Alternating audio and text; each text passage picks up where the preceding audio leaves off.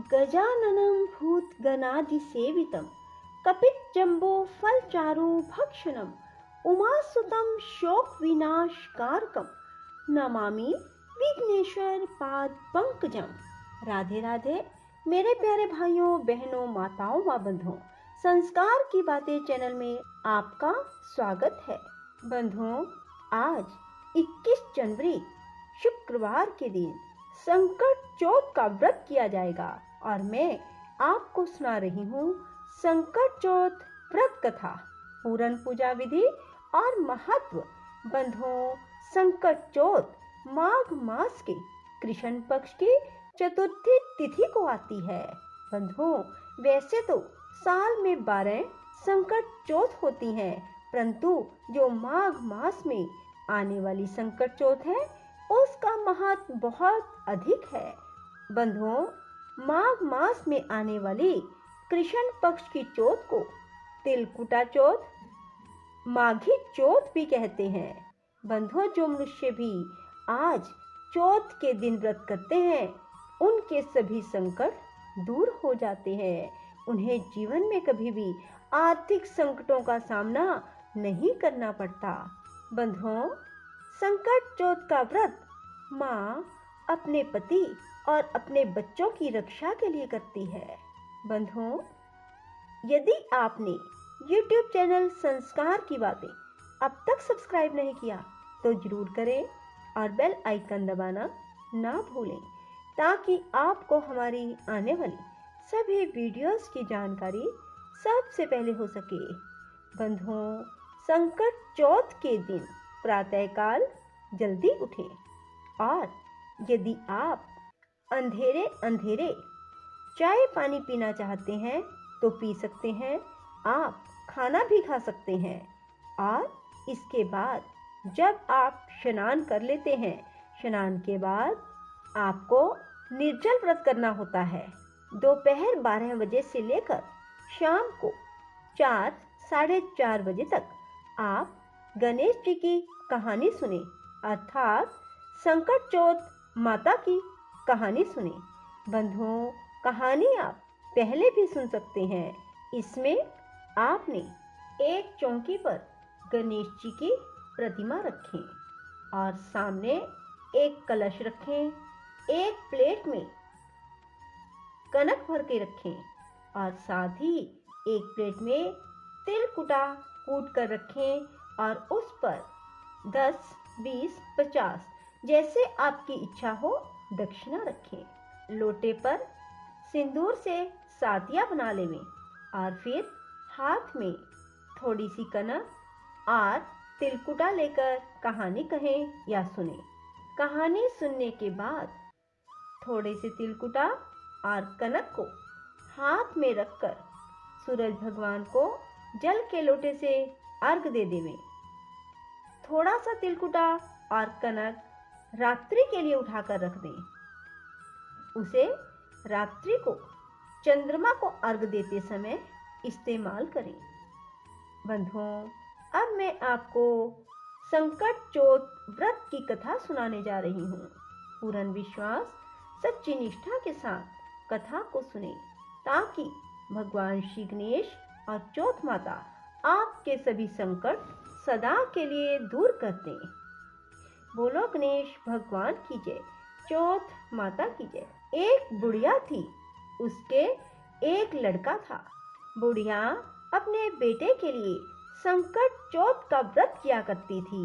वह चौथ के दिन तिलकुटा बनाती और कुछ अपने बेटे को देती, कुछ से पूजा करती और कुछ बायना निकालती और कुछ रात को चंद्रमा को अर्घ देकर स्वयं खा लेती थी। एक बार लड़के को उसकी पड़ोसन ने भड़का दिया। कहने लगी कि तेरी माँ तो गट का चौथ रखती है, तेरी मेहनत की कमाई को तरमाल खा खा कर उड़ाने पर लगी हुई है। तू परदेश चला जा, फिर देखना कैसे तेरी माँ चौथ का व्रत करेगी। लड़के के दिमाग में यह बात बैठ गई।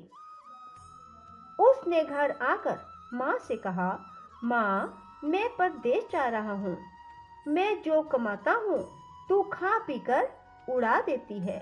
माँ ने उसे बहुत समझाया पर वह नहीं माना। माँ ने उसे चौथ माता के कुछ दाने दिए और कहा, ये दाने तेरे कठिनाई पड़ने पर तेरी सहायता करेंगे। लड़का वह दाने लेकर चल दिया। राह में उसे एक शेर मिला।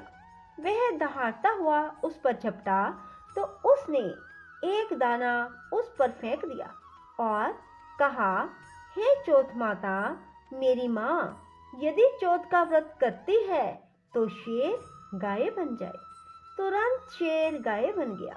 लड़के ने सोचा, माँ व्रत करती तो मेरे लिए ही थी ना, किंतु मुझे पड़ोसन ने गुमराह कर दिया। खैर अब तो आगे चलते हैं।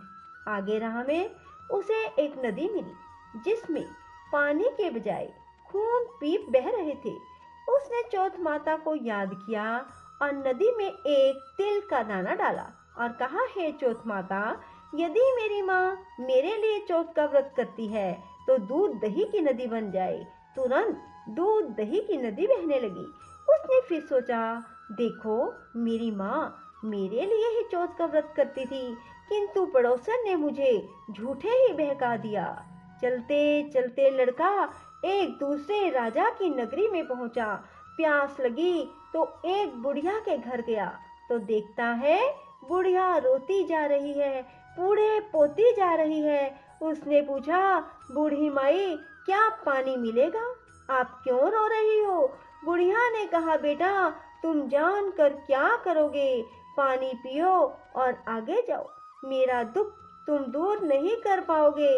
लड़के ने जानने की जिद की तो बुढ़िया ने बताया, बेटा इस नगरी के पास एक पहाड़ी है, उसकी गुफा में एक दैत्य रहता है।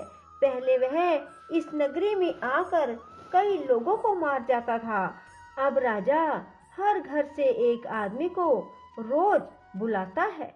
आज मेरे लड़के की बारी है, इसीलिए मैं रो रही हूँ।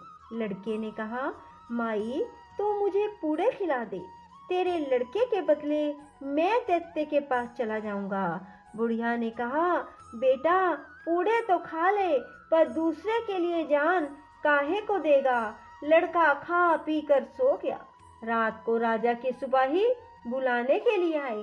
बुढ़िया माई धीरे से बोली, ओ रे वीर बटाऊ, ओ वीर बटाऊ, राजा के सिपाही आए हैं। लड़का झट उठ बैठ बोला, अच्छा माई मैं जा रहा हूँ, तू मेरा लकड़ी और लोटा रख ले, मैं वापस आकर ले लूंगा।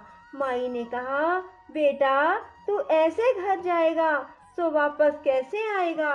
लड़के ने दैत्य के सामने पहुंचते ही एक चौथ का दाना निकाल कर फेंका और कहा, हे चौथ माता, यदि मेरी माँ मेरे ही जी के लिए चौथ करती हो, दैत्य का सिर कटकर घिस जाए। परंतु तुरंत दैत्य का सिर कट गया। लड़का खुशी खुशी बुढ़िया माई के पास आया और अपना लोटा डोर लेकर आगे चल पड़ा। चलते चलते लड़का एक दूसरे राजा की नगरी में पहुंचा। इस राज्य में आवा तब पकता था जब एक मनुष्य की बलि दी जाती थी। सिपाहियों ने इस लड़के को पकड़कर आवे में चुन दिया। लड़के ने एक दाना आवे में डाल दिया और कहा, हे चौथ माता, यदि मेरी माँ मेरे लिए चौथ करती हो, आवा मेरी बलि लिए बिना ही झट पक जावे। दूसरे दिन भंगिन झाड़ू निकालने आई तो एक कंकर उछलकर आवे पर जाकर लगा। टन से आवाज आई। रानी ने देखा, जाकर राजा से कहा, राजा जी आवा तो पक गया। राजा ने कहा, रानी यदि बात झूठी निकली तो तेरी जीभ कटवा दूंगा। सचमुच आवा पक गया था। बर्तन उतारने शुरू किए तो सोने चांदी के बर्तन निकले। राजा ने कहा, कैसा आश्चर्य है, मिट्टी के बर्तन की जगह ये बर्तन कहाँ से आ गए? तभी अंदर से लड़का बोला, भाई धीरे धीरे उतारना, मेरे लग ना जाए। सब डर गए, कहने लगे, तुम कौन हो, भूत प्रेत या जिन हो? लड़के ने कहा, ना भूत हूँ, ना प्रेत, ना जिन हूँ। तुमने जिसे आवे में चुना था मैं वही लड़का हूँ। राजा ने उसे बाहर निकलवाया और कहा, इस आवे से आज तक कोई जीवित नहीं निकला, तुम कैसे बच गए? लड़के ने बताया, उसकी माँ चौथ का व्रत करती थी, उसी चौथ माता ने उसकी रक्षा की है। राजा ने कहा, मुझे तो विश्वास नहीं होता। राजा ने परीक्षा लेने के लिए पानी पिलाने वाली चांदी की सुराही मंगाई और लड़के से कहा, इसकी नलकी से निकलकर बताओ, नहीं तो मैं तुझे जिंदा जलवा दूंगा। लड़के ने सुराही में आखिरी दाना डाला और चौथ माता का सुमिरन करके कहा, माता भू भू भवरा हो, चांदी की नलकी से मैं निकलूं। तुरंत लड़का भवरा बनकर चांदी की नलकी से निकल गया। राजा ने लड़के से बहुत प्रसन्न होकर अपनी लड़की की शादी उससे कर दी और संपूर्ण नगर में ढिंढोरा पिटवा दिया कि सभी लोग चौथ माता का व्रत किया करो। थोड़े दिनों बाद लड़का बोला, राजा जी मैं देश जाऊंगा। राजा ने बहुत सी धन दौलत देकर उसे विदा कर दिया। अपने देश पहुंचकर लड़के ने नगर से बाहर विश्राम किया। फिर अकेला उसी पंसारी की दुकान पर पहुंचा जहां से उसकी माँ तिल और गुड़ लिया करती थी। उस दिन चौथ थी। उसने सोचा माँ अब भी व्रत करती होगी तो यहाँ अवश्य आएगी। उसकी माँ की आंखों में जाले पड़ने से दिखना बहुत कम हो गया था, तो धीरे धीरे लकड़ी टेकती हुई आ रही थी। बेटे ने मजाकिया तौर पर अपना पैर लकड़ी के आगे कर दिया। लकड़ी पैर से टकराई तो वह बोला, बल रे पूत काटी, मेरे पैर के लगा दी। माँ ने उसे पहचाना नहीं और कहने लगी, भैया मुझे तुम चाहे जितनी गाली निकालो पर बेटे के लिए कुछ मत कहो। पहले ही मेरे बेटे को हमारी पड़ोसन ने भड़काकर मुझसे दूर कर दिया। लड़के ने सोचा, देखो मैंने कितनी बड़ी भूल की। मैंने उस माँ पर शक किया जो आज भी मेरे लिए चौथ माता का व्रत करती है। वह माँ के पैरों में गिर पड़ा और बोला, माँ मैं तेरा ही बेटा हूँ, मुझे माफ कर दे। माँ ने उसको गले से लगा लिया, लेकिन नगर के लोग इस बात को मानने को तैयार नहीं थे कि यह इसी बुढ़िया का लड़का है। नदी के इस पार लड़के को खड़ा किया और उस पार माँ को और लोहे की कांचली पहना दी। माँ ने कहा, हे चौथ माता, यदि मैं मेरे लड़के के लिए चौथ माता का व्रत करती हूँ तो कांचली फट जाए। कांचली फट गई। माँ के स्तनों से दूध की धार बेटे के मुंह में गिरी। चौथ माता की जय जयकार करने लगे। उस नगर में सभी लोग चौथ माता का व्रत करने लगे। हे चौथ माता, उस बुढ़िया के लड़के की जिस प्रकार सहायता की उसी प्रकार हमारी भी करना। बोलो चौथ माता की जय।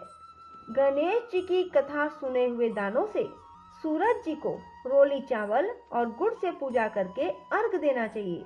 अर्घ देते समय चौथ माता और दाने हाथ में रखकर पूजा करे हुए जल के लोटे से जल गिराते हुए बोलते जाएं, सोना की सी सांकली, मोतियों का सा हार, चौबाती को दीवलो, चार पहर की रात, आम तले मारो सासरो, नीम तले मारो पीर, चारों गेला यूं बहवे, कीड़ी की सी नाल। माघ चौथ का सूरज ने अर्घ देता, जियो पूत बीर भरतार, मैं सपूती जीड़ियो।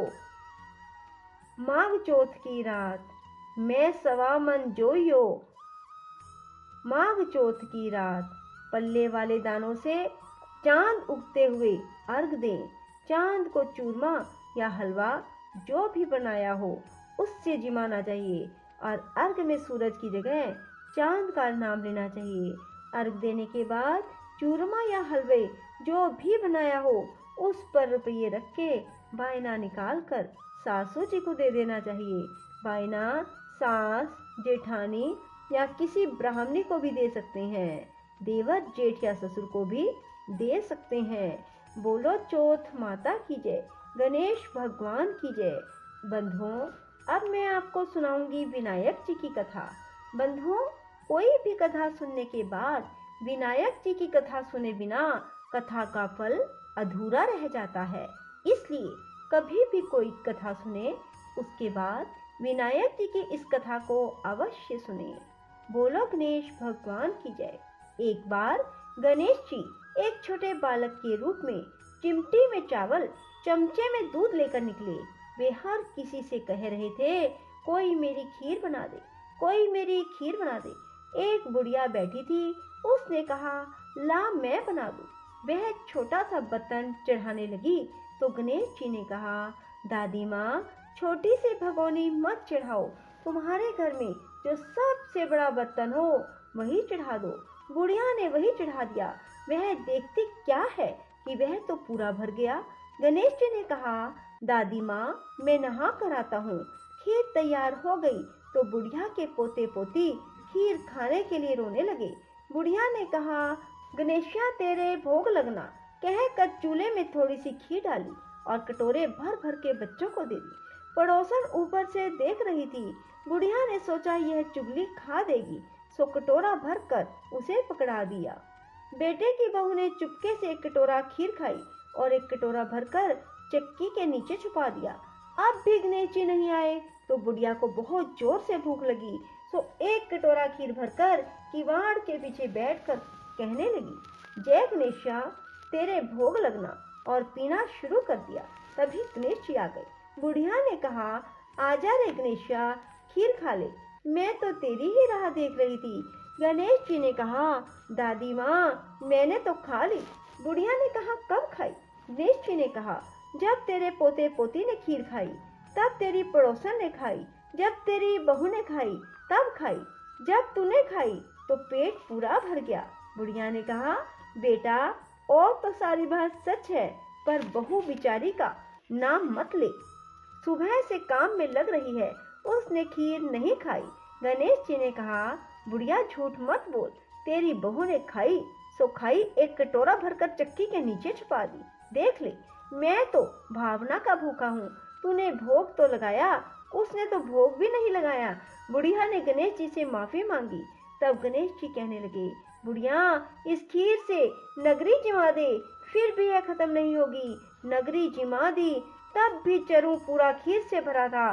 राजा को नगरी जीमने का पता लगा तो बुढ़िया को बुलाया और कहा, क्यों री, ऐसा चरू तेरे घर सोवे या हमारे घर सोवे?